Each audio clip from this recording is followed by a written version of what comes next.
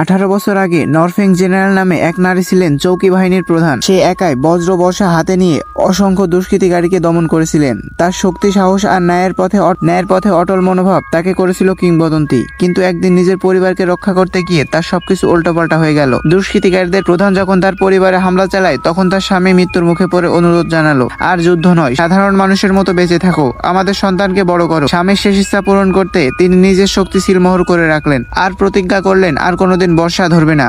18 বছর পরে সেই ভয়ঙ্কর জেনারেল এখন এক সাধারণ মার্শাল আর্ট স্কুলের পরিচ্ছন্ন কর্মী। প্রতিদিন তিনি চুপচাপ ঝাড়ু দেন। দূর থেকে দেখেন তার ছেলে অন্যদের সঙ্গে অনুশীলন করছে।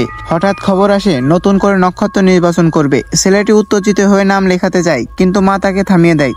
তিনি চান না তার ছেলে বিপদে পড়ুক, কিন্তু ছেলে প্রতিবাদ করে আর বলে, আমি ঝাড়ুদারের ছেলে হয়ে থাকতে চাই না। এই কথা শুনে মা স্তব্ধ হয়ে যান। তার অতীত যেন আবার ফিরে আসে তার চোখের সামনে। গাইস, তোমাদের জন্য একটা ধাঁধা নিয়ে আসলাম। ধাঁধাটি হলো, আমার পা নেই তবুও দৌড়াই, আমার মুখ নেই তবুও কথা বলি, বলো তো আমি কে? যদি কেউ পেরে থাকো তাহলে কমেন্টে বলে যাও। আর ভিডিওটি বাকি অংশ দেখতে সাবস্ক্রাইব করো আমাদের ইউটিউব চ্যানেল।